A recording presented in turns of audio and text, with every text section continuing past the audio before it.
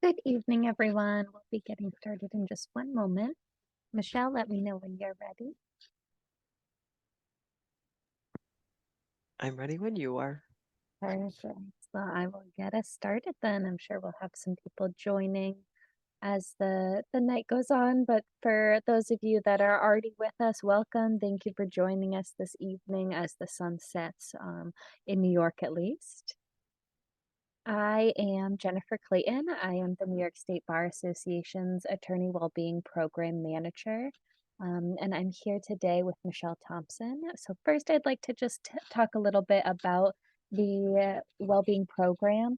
The New York State Bar Association created the Wellbeing Program a little over 1 year ago in response to the task force report and recommendations, recognizing that attorney well-being was something that the legal field needed to put more effort into finding a balance in. So NISBA is working to focus that balance and try to assist people in finding different ways to go about improving their wellness. Every month we offer programs, whether they're practice programs like the one we have today, or informational programs talking about the different facets that contribute to our wellness. So today I have Michelle here. Michelle is from Resistant Vision. And I'm just gonna shift over here while we have Michelle join. So welcome. Michelle is, as I said, from Resistant Vision, CEO, which is coaching and consulting. She works with women in big law firms who work 60 to 90, or sorry, 70 to 90 hours per week, to really increase pleasure, improve health, and re-engage in their communities for well-being. Michelle's approach is based on the belief that if you can't figure out how to dial into what you enjoy, you will develop stress-related medical problems and be one of those miserable lawyers who are disconnected from people you love and cherish. With almost 3 decades in law and academia and over 5 years of experience as a professional coach, Michelle helps her clients achieve professional sanity with a variety of embodied techniques that combine left and right brain strategies for emotional freedom techniques. Oh, from emotional freedom techniques to strategic planning. So, with that, I'm very excited to hear more about Michelle's work, and I will let you take it away, Michelle. Thank you. Thank you, Jennifer, and thank you everybody who is here. I'm thrilled to be here with the New York State Bar Association this evening. So I want to start with, it's going to sound crazy, but I want to start with talking about whack-a-mole. How many of you have heard whack-a-mole? Just put it in the chat. Just write yes in the chat if you're familiar with it.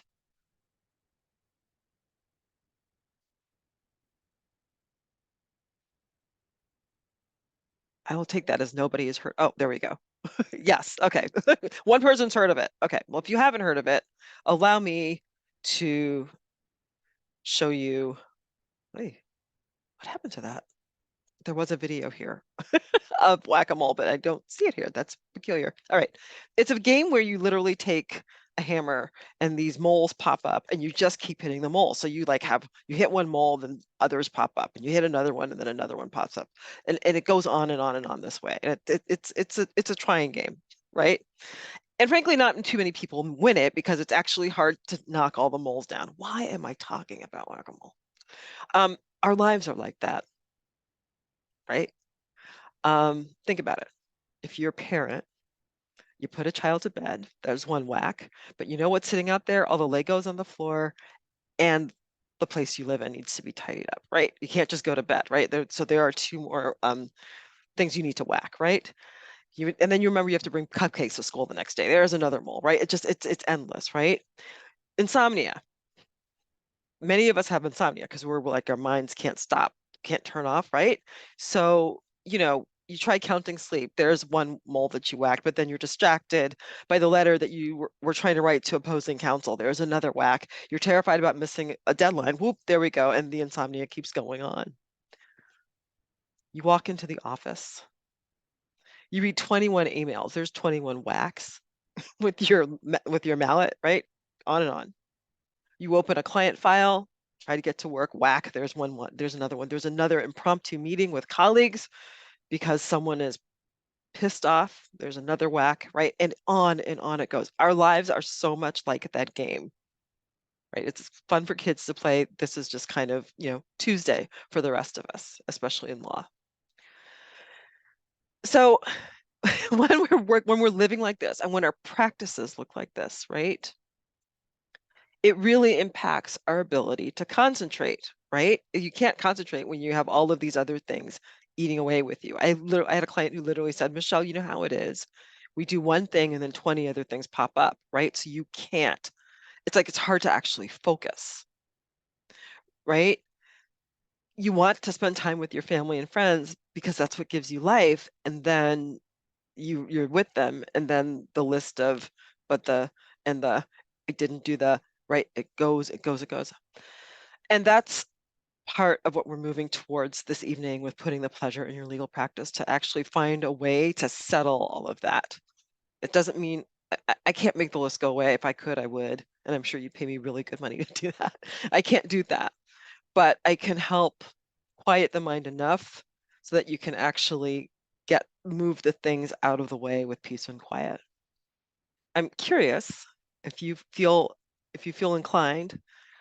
What have you whacked today that resulted in a whole bunch of other moles popping up? Like what did you handle, but then 20 other things appeared? And if you feel, you can also just text it to me. You don't have to text it to everybody, but I'm curious as to what kind of things do you find yourself up against that it just doesn't stop?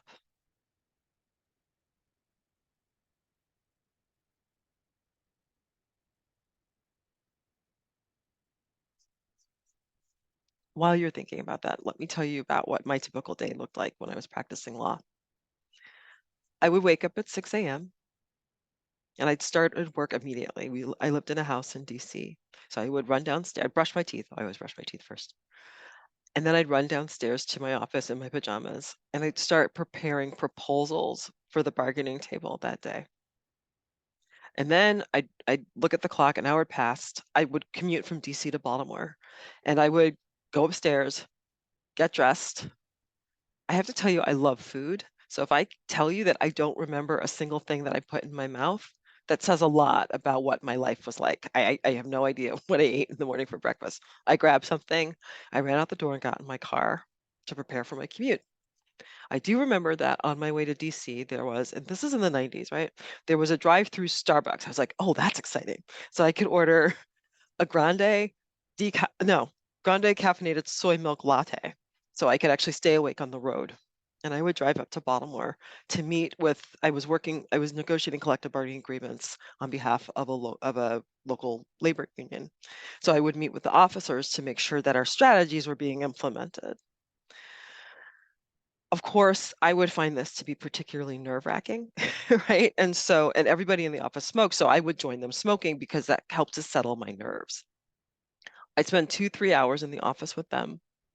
And then I had to make my way either to the Eastern Shore of Maryland, which was a good 90 minutes away from Baltimore, or I would have to go back down to DC to bargain. And so I would stop at my friendly neighborhood McDonald's to grab a meal that I could have in the car to go bargain. And this is how I would live Monday through Thursday. And I never got home generally before 8:30 in the evening.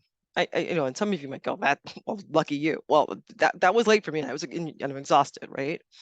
And then after I got home, there was a cigarette and a glass of wine because I couldn't actually settle down enough so I could go to sleep. I would do that. Oh, constant stream. Yes, yes, yes, yes, yes. Everybody wants help with something. I'm sorry, I'm reading somebody in the chat wrote, yes, that's what it is. It's like it just doesn't end. Like you try to handle one thing and you half handle it and something else pops up. Exactly. So that was my week. Fridays would be different. Then I would be out at 5, but that Friday was the one day that I had set up to speak with clients who'd be our members, right? Because during the week, I'd be like, you have a problem, you have to go to your shop steward. I can't be your shop steward. I'm driving all over the place trying to negotiate your contracts. You got to go to your steward. And then Friday, I could actually take calls and then I'd be done by 5. I love my job. I love doing that work. It was thrilling. I felt like I was doing good, right? But I also wanted to become a mother. One evening I was driving down to the Eastern Shore of Maryland and it was raining.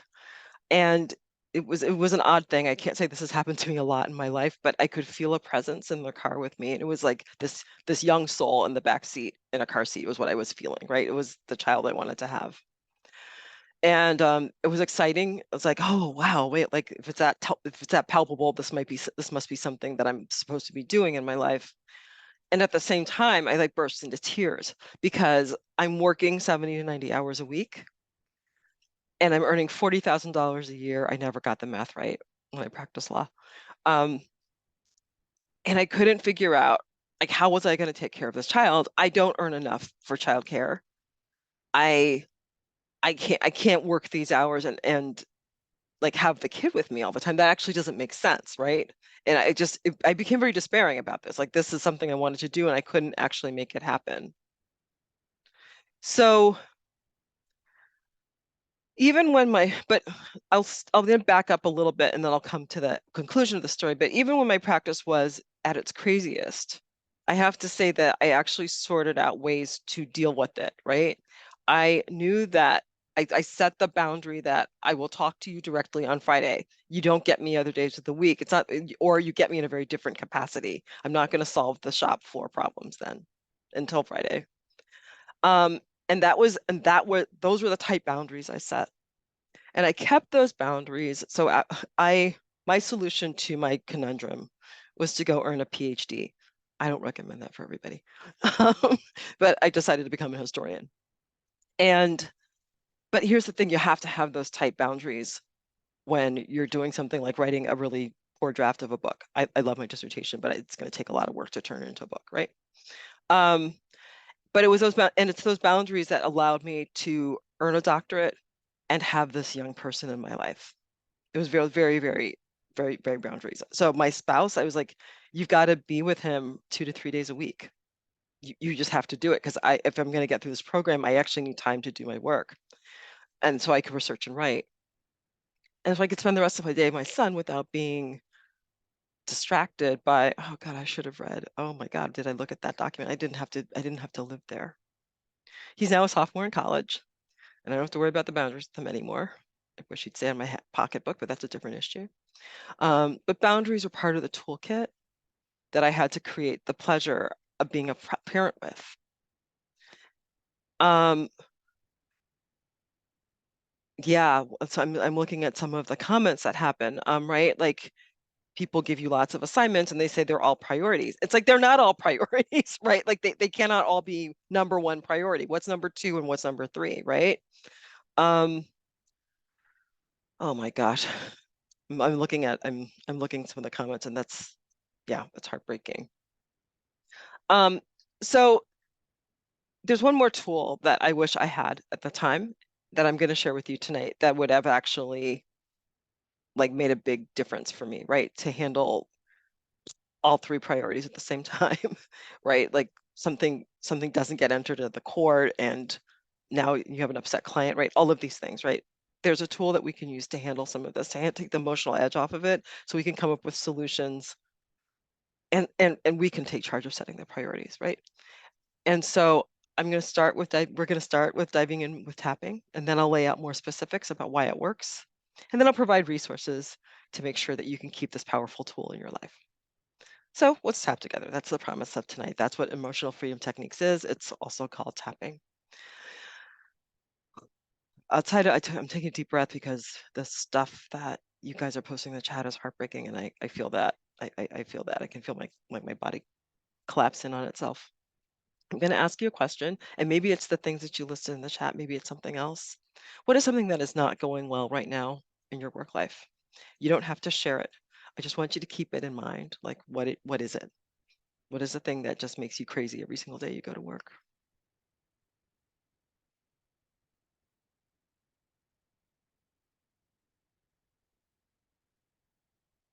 Too much to do. I see that. So, as you think about that, I want you to think through if you're going to rate that thing, whatever it is. Boy, the systemic failures, those are huge. I want you to think about from 0 to 10. 0 is like no negative charge on that at all. 10 is please peel me off the ceiling tonight. So if you rate it between 0 and 10, how much of a charge is that? If you want to put that in the chat, you can. If you want to keep it to yourself, that is absolutely fine. It's the thing that we're going to keep track of while we tap. And don't like think, I know what you're doing. Is it 0? Is it like no, don't think about it. Like whatever number pops into your head first, that's the number. Don't give your thinking mind too much 9. Don't give your thinking mind too much space to say don't do it or whatever happens. Mm, mm, yeah. Okay, so we're going to put that aside for now. And I'll just say that the way that tapping works is that we tap on acupuncture points to change our levels of emotional reactivity. I'm going to start sharing my slides again.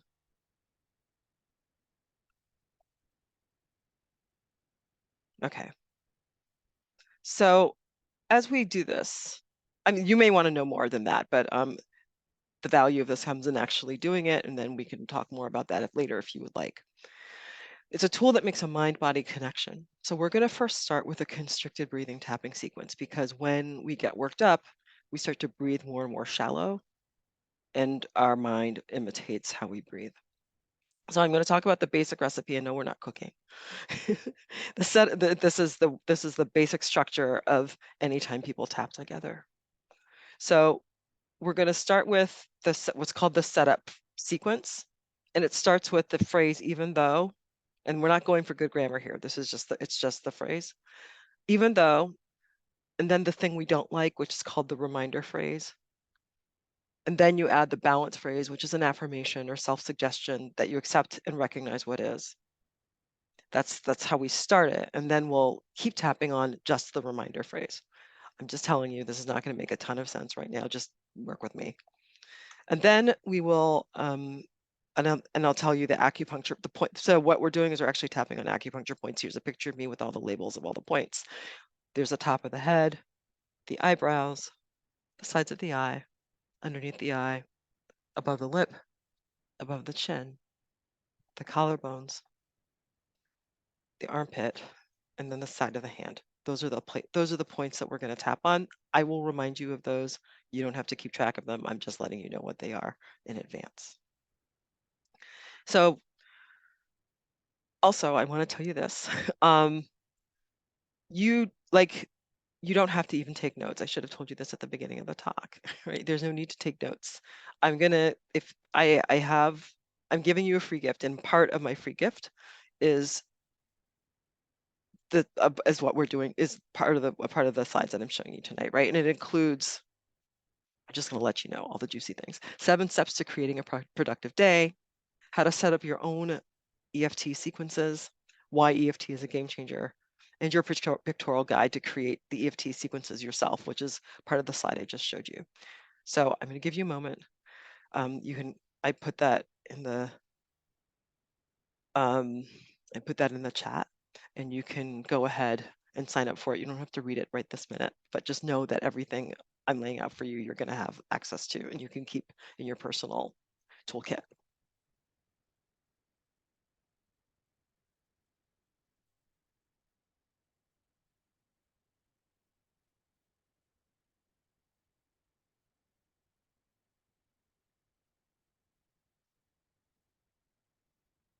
Awesome. Thank you, Jennifer. Okay. All right. So we're going to take a deep breath in and a deep breath out, and we're going to count as we do it. So you're going to inhale and count, and then as you exhale, you're going to count, and keep track of those 2 numbers. Okay, go ahead.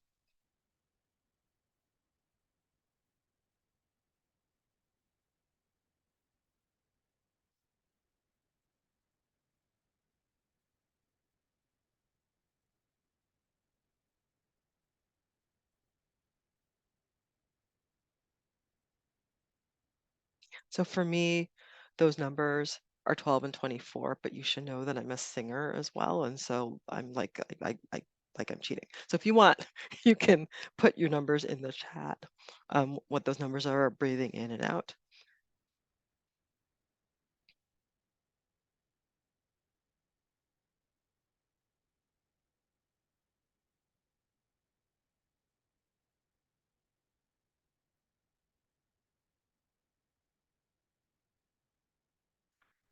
Oh, like the numbers that it took for you to breathe in and breathe out. So if someone wrote 4 and 4, exactly. It took 4 counts to breathe in, 4 counts to breathe out.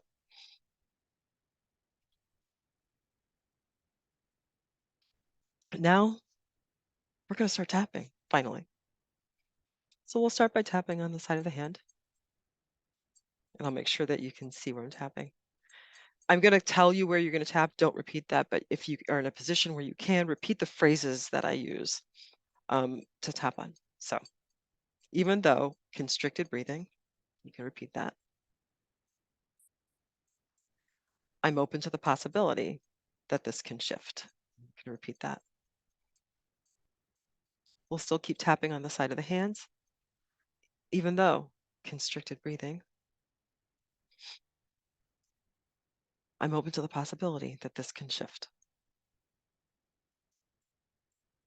And still on the side of the hands, even though constricted breathing, I'm open to the possibility that this can shift. We'll start tapping on the top of the head. Constricted breathing, and that's the phrase we're going to repeat. Tapping on the eyebrows. Constricted breathing. We'll tap on the sides of the eyes. Constricted breathing. We'll tap underneath the eyes. Constricted breathing. We'll tap above the lip. Constricted breathing. We'll tap above the chin. Constricted breathing. We'll tap on the collarbones. Constricted breathing. We'll tap underneath the arm. Constricted breathing. And we'll tap again on the top of the head. Constricted breathing. And we're going to inhale and exhale and count the same way we did before.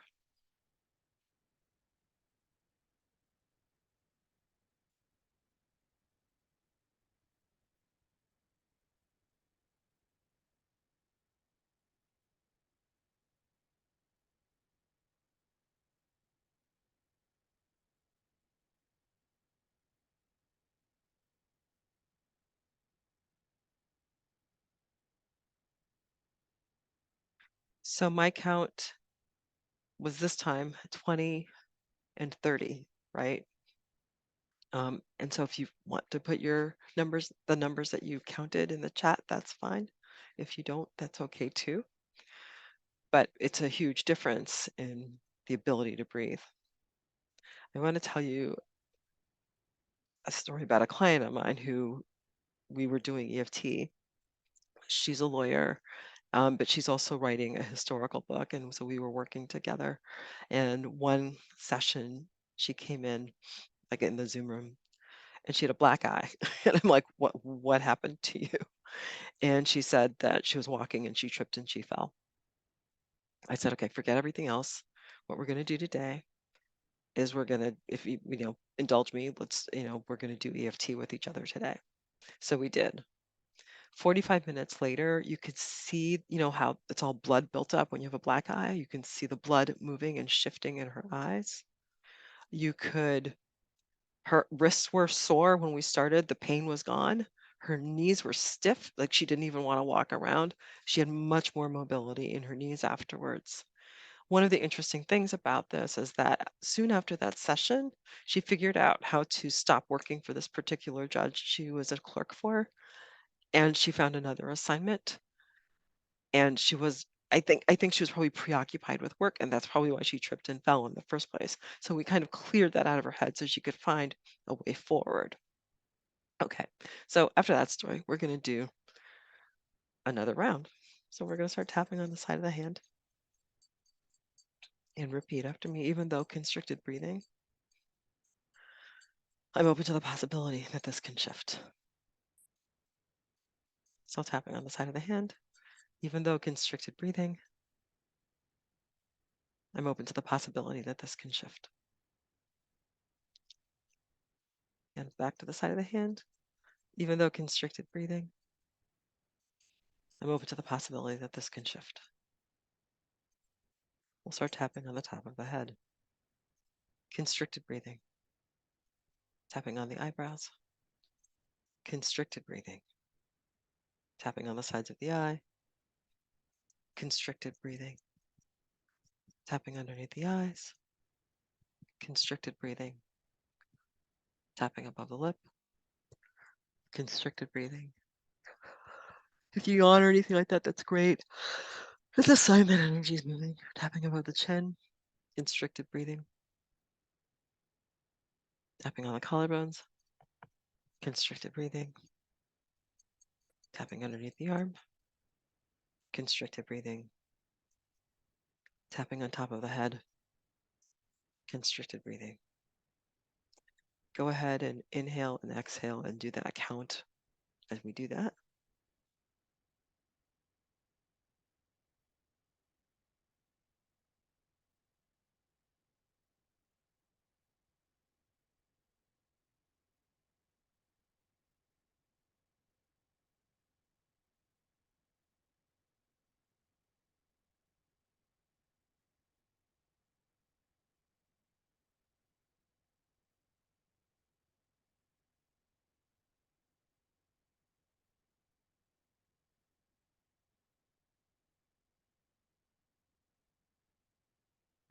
So for me, that was 29 and 40.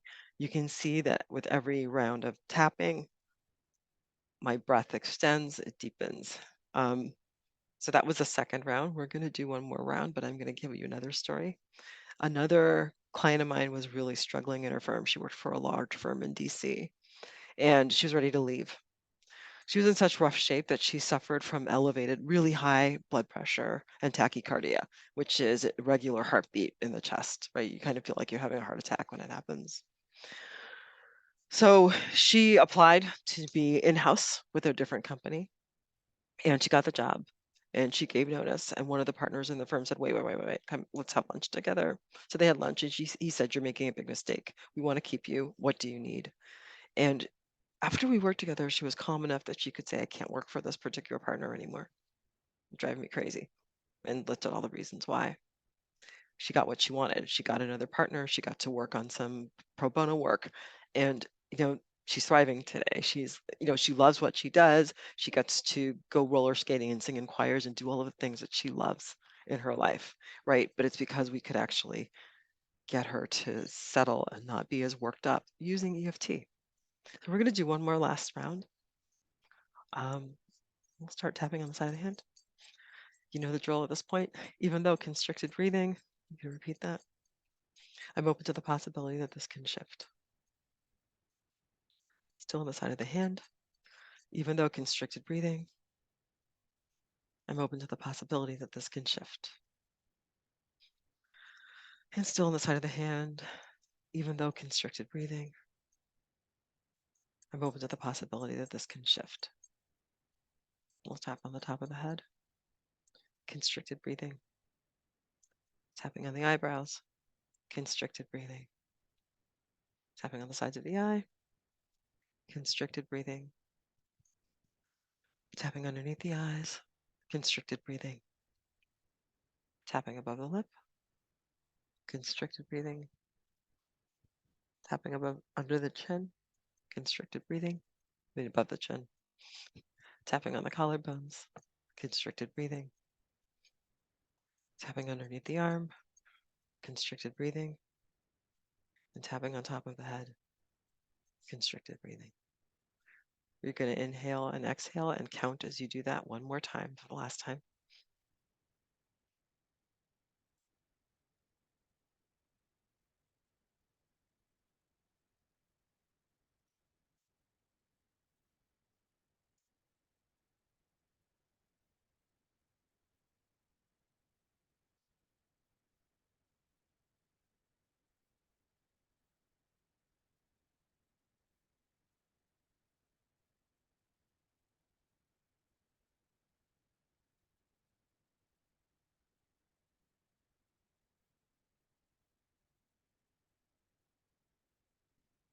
So for me, that was 32 and 45.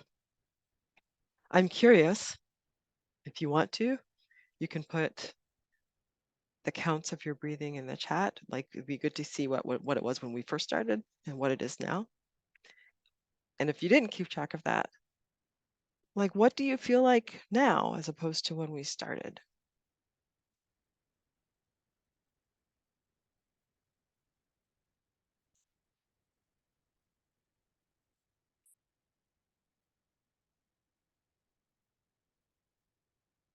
Four and four to 6 to 6. That's an opening.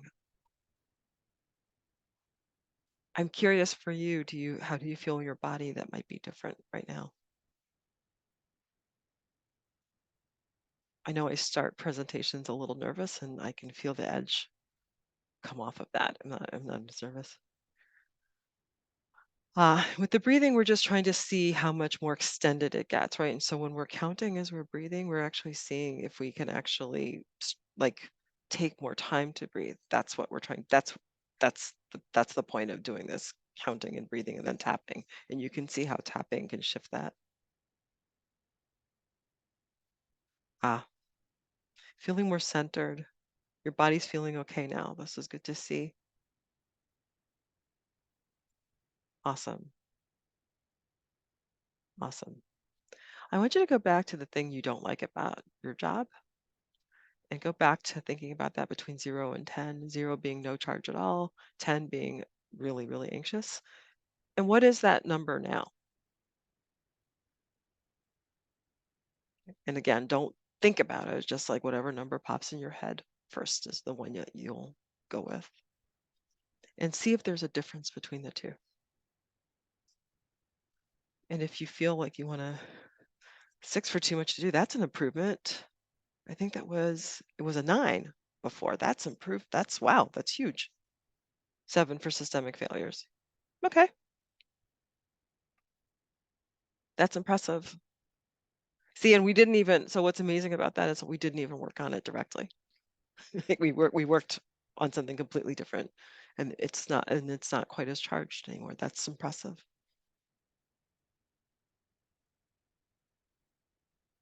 Okay. I want to say a little bit about how this fits into uh, um how clients work with me, and I can't find where's my, all right, there it is. Okay. Okay. So I want to tell a little bit about the framework about how we work. So what we there are three components to this that we do. We calm, clarify, and commit. When we're working with calm, when you're working 90 hours a week, you're wired and tired, right? It's not unusual for people to survive the day on coffee and end with loads of alcohol, the way that my days certainly look. Their bodies are out of whack, and you can't regulate. And I'm not like, no blame, right? It's just this is the lay of the land, right? There's no blame on this. And this is why I do emotional freedom techniques with people, because it's the fastest and most effective way to reset the nervous system, to get us to just settle and to connect mind and body so we're not up here all the time. One of the most powerful things I can do for myself before I go to bed is tap, so I'm not ruminating and I can go to sleep and stay asleep, right? So this is a big part of how we work to calm the nervous system. But we can't just do that and then think it's going to just fix it. I mean, it does fix itself very well, but you want to supplement that, right? And so we also make sure that clients do self-care inventories. And a lot of this is like, are you doing the things that your mother told you should do, right? Sleeping, eating well, drinking water, exercise, and there may be other things with that. But that's the core of the self-care inventory. And then we invite people to look at pleasure inventories, because when we're stuck in our minds and away from our bodies, pleasure is one of the first things that goes. We're not Calvinists here at Resistant Vision. When there's pleasure, we move towards our goals much more quickly. At this, this is something there's a woman named Susan Hyatt who wrote a book called Bear, and that's one of the things that she talked about. She noticed that her and her clients move much more quickly when they actually had pleasure in their lives, and I see that with my clients as well. So we do pleasure inventories, like what brings you that pleasure. If it's getting in the pool and swimming, that's great. Like, and there might be an overlap with self-care, that's fine, right? Maybe it's listening to a good podcast at the end of the day. Maybe maybe it is having that bowl of ice cream, like whatever it is, like that's what we want to make sure that people have on their list, and that they have a list so they don't have to think really hard about like, what do I want to do? They can go, oh, here it is. This is what I'll do. Clarify is the part where we set goals, milestones, and your next steps. And when you're not literally in fight, flight, or freeze because you're so tense and worked up, it's much easier to clarify your goals. And then commit is actually taking the steps. So when we have calm and clarity, we have confidence to do the things we want to do. We have clarity and commitment. We can see the direction we're going to take. And when we have commitment and calm, we can set the boundaries we need to bring what we want to life. So the challenge with, let me stop my slide here. The challenge that we all have as lawyers is stress, right? It undermines our ability to experience pleasure, right? And that's why EFT is so important. It actually lowers it. Like, we've all lowered our stress levels tonight, regardless of what you could feel, right? I talked about my life being wired and tired as a lawyer. The stress of practicing law, no matter the practice area, is immense, right? The deadline, someone wrote that like they had a favorable decision for a lawyer, and then there was a filing that was missed. Jeez, right? Like I can feel the adrenaline runs immediately, right? There's the imperative to be accurate at all times, right? Mistakes can cost you your license. And pleasing clients and bosses because your income depends on it, right? So I want an answer now. I'm paying you now, now, now, now. And we'll go to great lengths to make sure that people are pleased, right? You want it now, we'll get it now, right? We will make sure that everything is simply perfect before we send it out. We will work all hours for said perfection. Never mind that perfection is a standard that no one can ever meet, even the best of attorneys. And we will do everything to make sure that our personal lives do not interfere with our legal practice, right? We have a parent at home with Alzheimer's, like, what parent? Huh? Right? We live our lives so they're very, very much separated, and we don't bring them together, right? We, like, a client of mine has shingles and won't tell her coworkers. I'm like, you have shingles. What? Like, you shouldn't be working, right? But we'll keep these two parts of our lives down. I'm fine. I'm fine. All of this has a massive impact on our bodies. We can't fall asleep.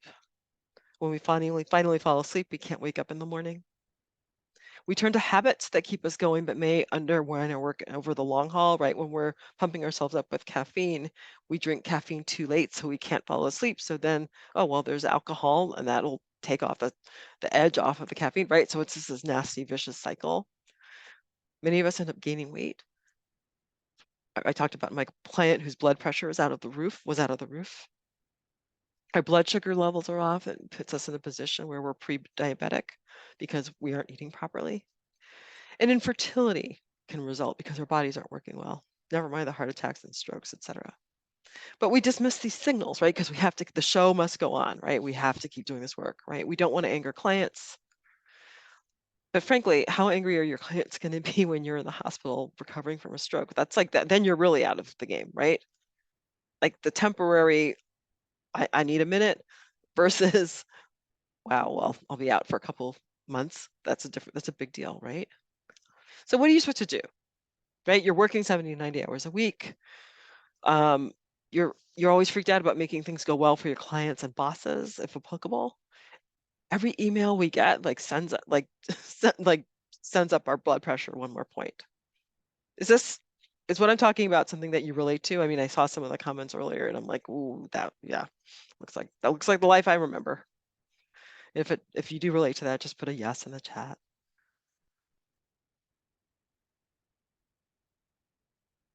Yeah, I see you.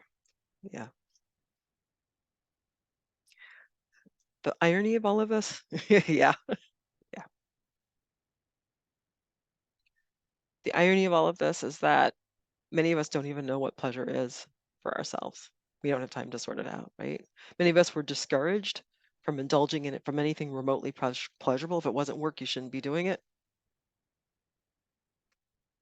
Um, it starts as young ones, and then we have colleagues who reinforce how bad, how we enforce this by the time we get to law school, never mind the practice. But by the time we get to, oh, I studied for this long. Oh, I studied, like everyone ups himself. Yeah, I read the whole, oh, I forgot what those books are called, but like, the whole treatise on contracts. I read, oh my God.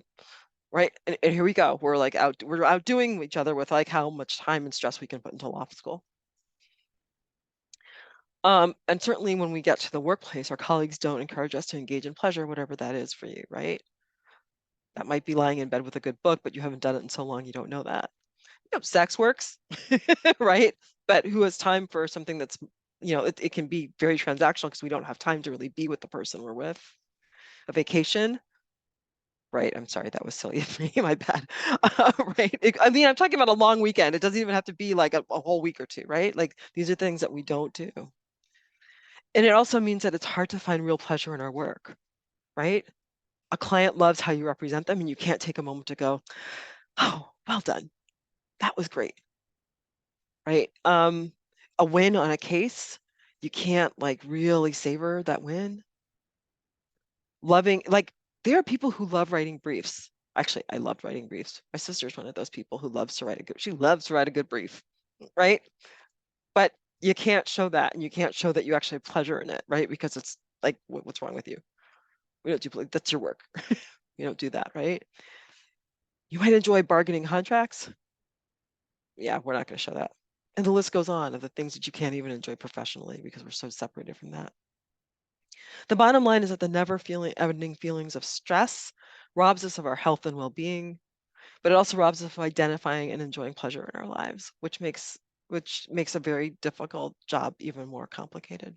And that's why I'm such a faithful, determined woman about emotional freedom techniques, right? So many things interfere with our energy. It could be someone who says something that undermines our ability to really do our work, etc. Right?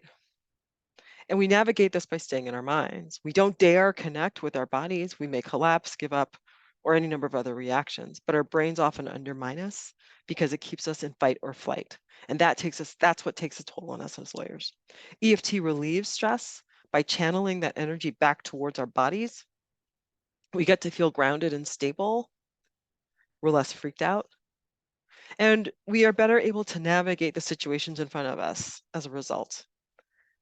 And we can get better help.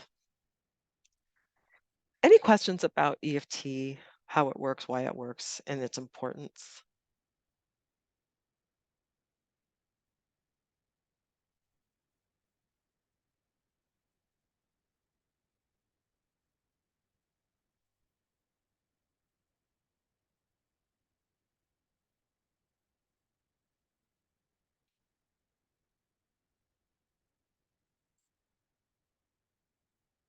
Okay. So you've seen, some of you could see the difference that EFT had on your body. You can see how effective. Do you know how it works? All right, Christina, let me say a little bit more about how it works. Um, it's literally that we're tapping directly on acupuncture points. That so when you're saying the thing that you don't like, the acupuncture points actually they connect with your amygdala, which is a tiny little pea in your brain. The amygdala is a part of the brain that keeps us in fight, flight, or freeze. It's the one that says danger, danger, danger, danger, and everything looks like danger to the like if it's not familiar with what's going on, it's like we're dying. We're dying now. We're dying now. That's what the amygdala does. But tapping on acupuncture points actually quiets that. And that's why you can talk about the thing you don't like, even though I hate this case. I hate this case. I hate the right. You can talk about the thing you don't like, and then the charge on it dissipates because you're literally tapping on acupuncture points that calms the amygdala. That's the very precise way of how it works. I hope that answers your question. Yeah, that's the more precise version of how it works.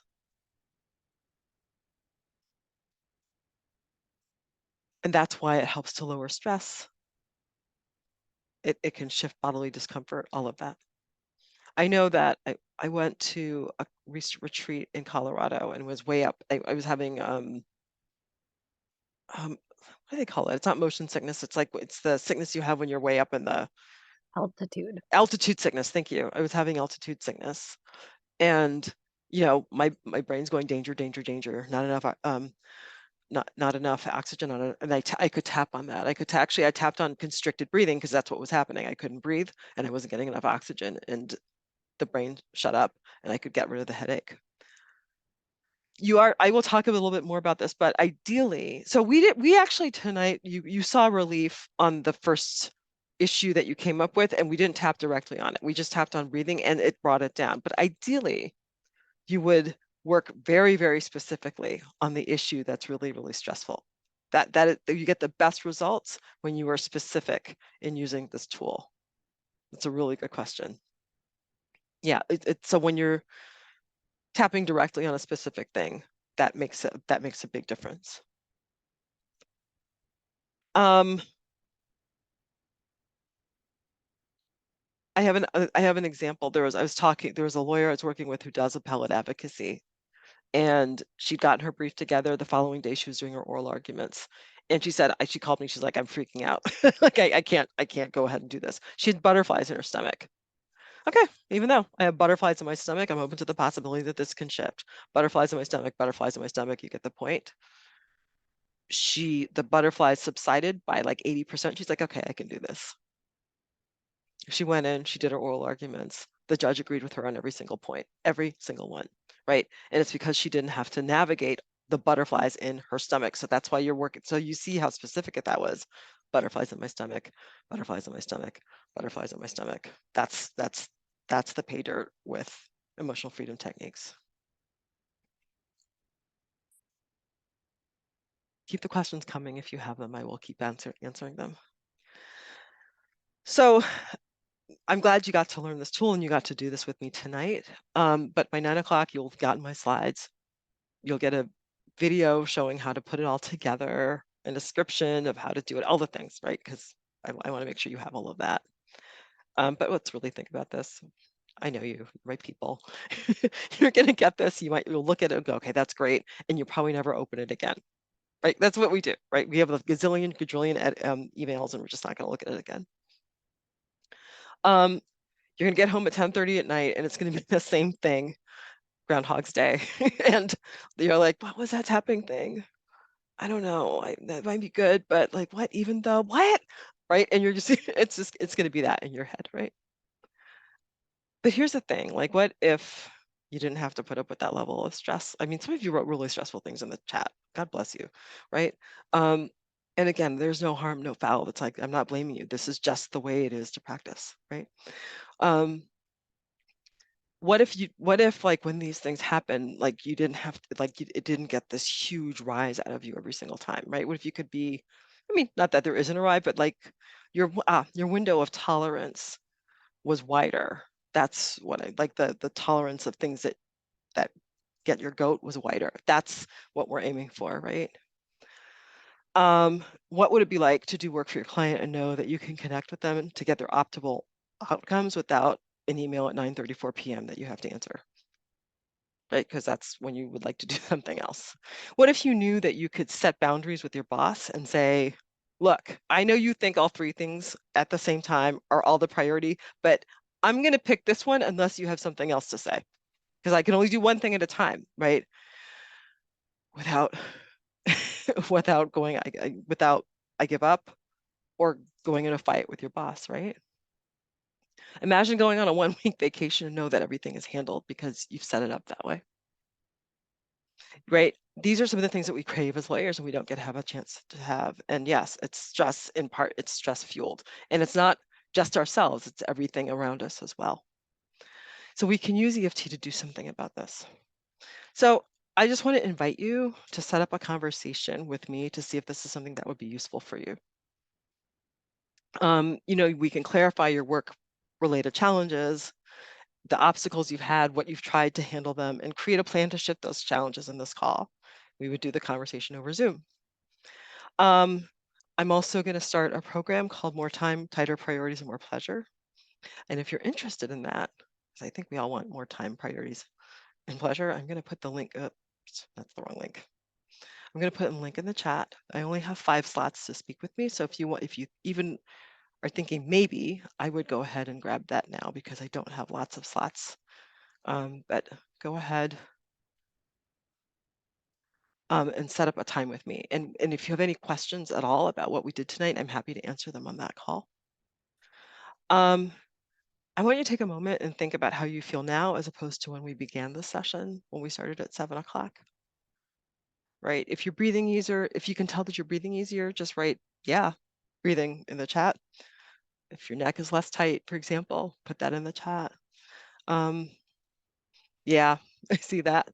You know, like the way that you are now, what would it be like? Yeah, I'm seeing that in the chat. What would it be like to work feeling like this? Right? I think it's like instead of like I'm glad you didn't blow this off either, right? But think about it, like if you're in this particular relaxed state, what is work like different? What becomes different about work? What becomes possible about work? It's a very different animal, right? This could be your new normal, right? We could just do something different and do something, and this could be your new normal. And I encourage you to consider making that the case. We could take a couple of, so one of the things as we use EFT, right, one of the things that we often do is to do a time study. How are we using our time?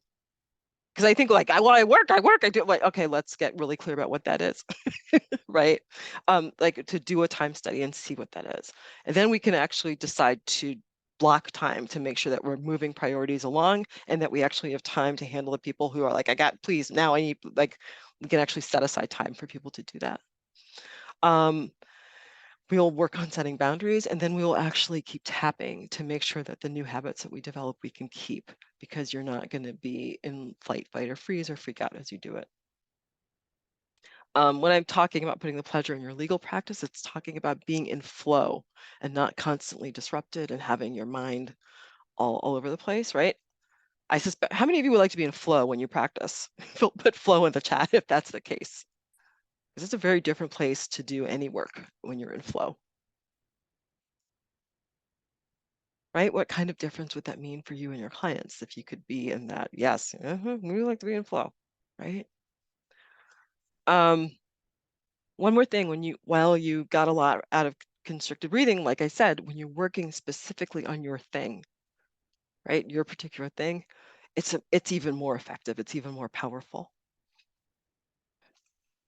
Right, today I was working with a client and she had a knot in her stomach and she ended up working on her father who was a manic depressive. The knot went away. She was much more relaxed. She went ahead and did her work with like so much ease. She was like, she wrote me back. She's like, what? It's like, yeah, that's the power of EFT, right? But and who knew that the knot in the stomach and the dad with mental illness was the challenge? But when you start to tap, you can find these things and you can see this. You might not think you have time for a 30-minute call, but you have client work to do. But how much more can you get done with your client when you're feeling like this? Like that's really the question, right? So we don't have to shrug our shoulders and put up with the headaches or the knots in our stomach. We don't have to, we don't have to like hyperventilate. We don't have to put up with unrealistic deadlines. We don't have to live with the stress that this creates.